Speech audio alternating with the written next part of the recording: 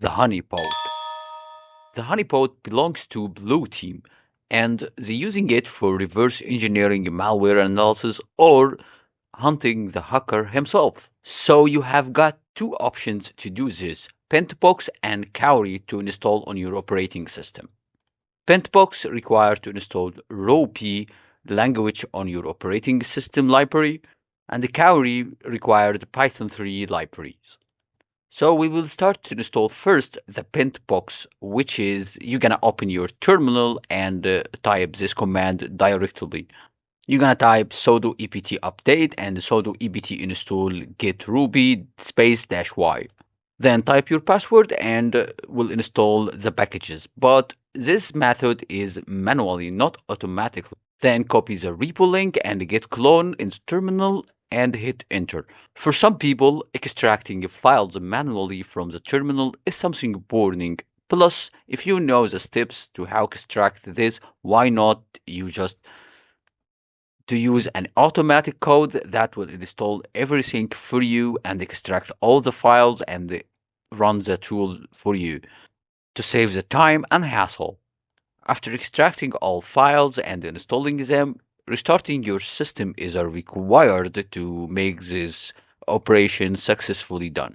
After restarting Kali Linux, everything should be working now. But I will give you the second method, which is the easiest way to install it with one code. The magic command. The magic command is sudo ept update and sudo install docker.io-y. This command will run and download all files and extract them and install the tool on your operating system without your interfere. This is specifically designed for people who encounter problems during the installation process and extracting files from the system. A clean installation without software errors.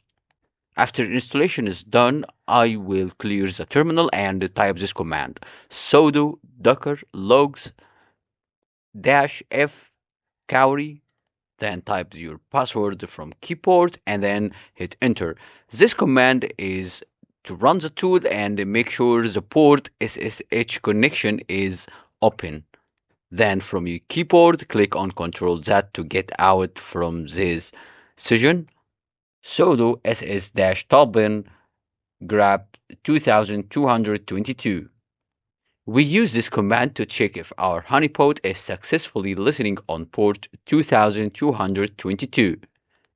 After all, if you faced issues with the installation process or extracting your files in the terminal, provide it with a code and type it in the comment. I will do my best to fix this issue.